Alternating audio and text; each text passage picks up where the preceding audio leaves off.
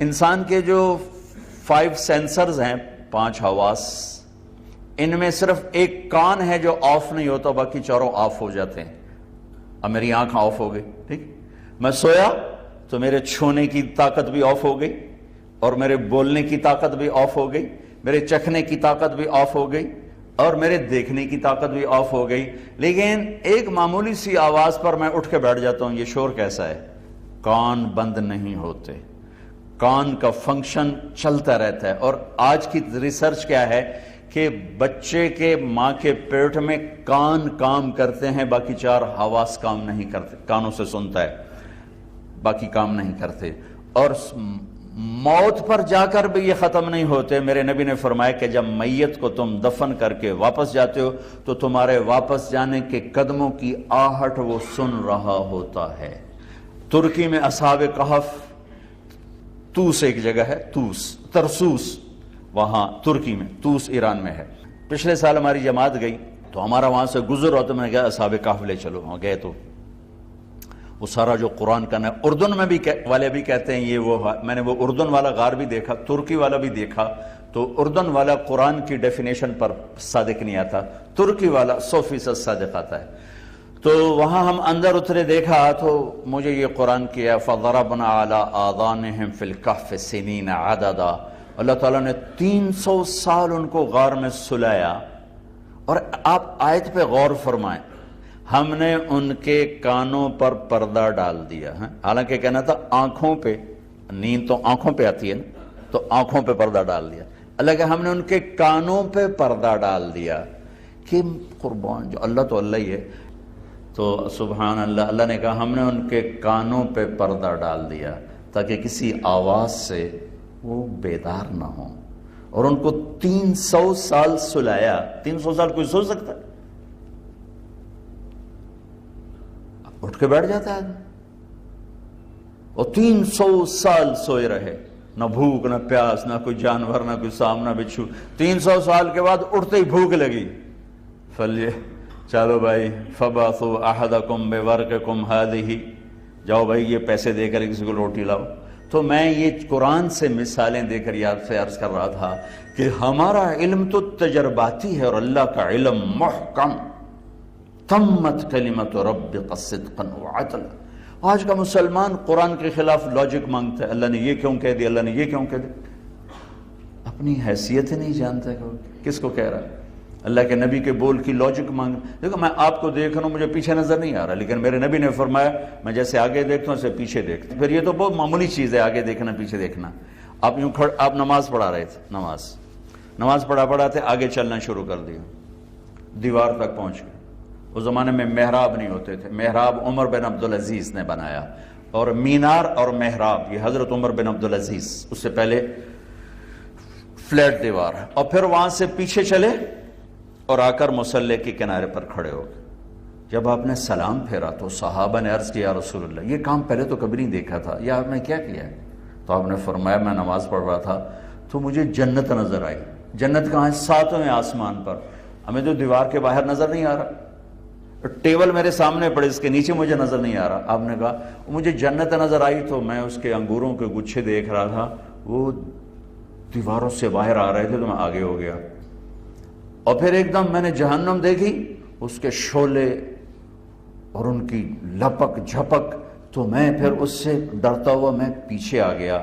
جو آنکھ اتنی طاقت رکھے، ہم اس آنکھ کو جھٹلائیں تو میرے اللہ نے 10 جمع 11 والشمس وضحاها والقمر اذا تلاها والنهار اذا جلاها والليل اذا يغشاها والسماء وما بناها والارض وما طحاها ونفس وما سواها، 11 قسموں کے بعد اللہ نے کہا میں بتاؤں کامیاب کون ہے ناکام کون ہے؟ تو کیا اتنا طاقتور مضمون پورے قرآن میں کہیں نہیں آیا۔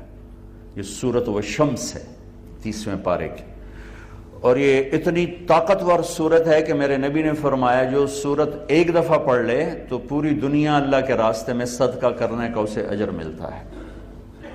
سارے قرآن کا نچوڑ ہے۔ مجھے سورج کی قسم اور اس کی روشنی کی قسم، والشمس وضحاها، والقمر اذا تلاہا مجھے چاند کی قسم، والنہار اذا جلاہا مجھے دن کی قسم، واللیل اذا یغشاہا مجھے رات کی قسم، یہ اللہ تعالیٰ قسم 5 ہوگی، والسماء مجھے آسمان کی قسم، وما بناہا آسمان کے بنانے والے رب کی قسم، اپنے آپ کو بیچ میں شامل کیا 7ویں جگہ پر آ گیا، والارض مجھے دھرتی کی قسم، وما طحاہا اس کے بنانے والے رب کی قسم، ونفس یہ آخری قسم اللہ نے ہمارے جذبات کو ابھارنے کے لیے تمہاری جان کی قسم، وما سواہا تمہاری جان کے بنانے والے رب کی قسم۔ 11 قسموں کے بعد کیا بتایا ہے؟ بیچ کی آیت چھوڑ کے ایک آیت چھوڑ کے کہتا ہوں، قد افلح من زکاہا وقد خاب من دساہا، جس نے اپنے آپ کو پاکیزہ کیا وہ کامیاب ہے، اور جس نے آپ کو گندگی میں ڈبو دیا گناہوں میں وہ ناکام ہے۔ تو سارا فلسفہ اندر ہے، باہر کا پیپر کچھ نہیں ہے، باہر کی ڈگری یا باہر کی دولت، عزت، شہرت، جھنڈے، گاڑیاں، یہ تو آنے جانے والی چیزیں ہیں۔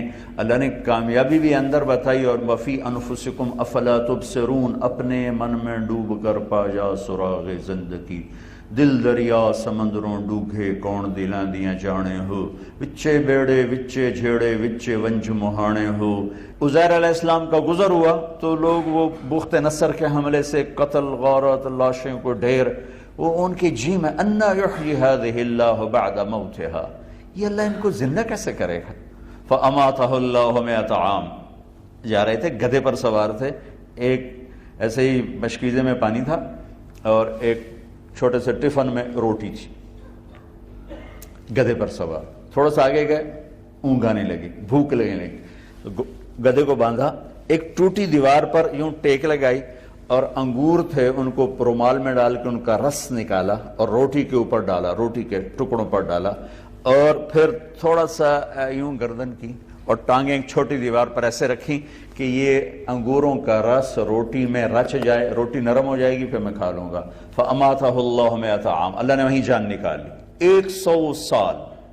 ثم بعث، 100 سال کے بعد اٹھایا۔ کم لبث، عزیر کتنا عرصہ گزرا؟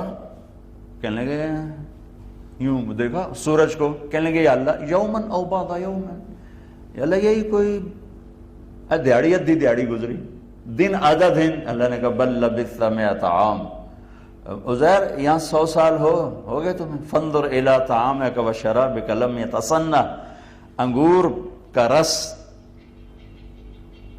کتنی جلدی جھاگ چھوڑتا ہے، کتنی جلدی گندا ہوتا ہے۔ تو کہا دیکھ تیرا کھانا کتنا تر و تازہ ہے، تیرا پانی کیسے اسی طرح صاف شفاف ہے، اور تیرا گدھا کدھر ہے؟ دیکھا تو غائب، جو باقی رہنے والا تھا وہ غائب، اور جو خراب ہونے والا تھا وہ صحیح سلامت تر و تازہ۔ یہ میرے رب کی قدرت، قد افلح من زکاہا وقد خاب من دساہا، یہ اللہ تعالیٰ نے ہمارے اندر ایسے ٹھوک کے ڈالا ہے 11 قسمیں اٹھانے کے بعد، کہ کامیاب وہ ہے جو اس کو پاکیزہ کرے۔ اس کو پاکیزہ کرنے کا کیا مطلب ہے؟ گناہ چھوڑ کے، فرمانبردار بن کے۔ وقد خاب من دساہا، اور ناکام کون ہے؟ جو اسے گندا کر دے، گناہوں میں ڈبو کے، نافرمانیوں میں ڈبو کے، جس نے اسے گندا کیا ناکام ہو کے۔ جیسے گندگی کی بدبو ہوتی ہے وہ ہمیں محسوس ہوتی ہے، گناہوں کی بدبو ہے۔ میرے نبی نے فرمایا جو آدمی جھوٹ بولتا ہے تو اس کے منہ سے اتنی بدبو نکلتی ہے کہ 3 میل تک فرشتے بھاگ جاتے۔ تو پورے پاکستان میں فرشتے ہیں ہی کوئی نہیں، تو سارے نس گئے۔ 18 کروڑ میں 18,000 بھی سچے کوئی نہیں، سچ کا 18 کروڑ میں 18,000 سچے کوئی نہیں۔ پی ایچ ڈی سے لے کر ریڈی پر بیٹھا ہوا سب جھوٹ جھوٹ جھوٹ جھوٹ جھوٹ۔ اور میرے نبی نے فرمایا تھا میرا امتی ہر گناہ کر سکتا ہے، ایک جھوٹ نہیں بول سکتا، ایک دھوکہ نہیں دے سکتا۔ سارا بازار دھوکے اور جھوٹ پر، ساری معاشرت دھوکے اور جھوٹ پر۔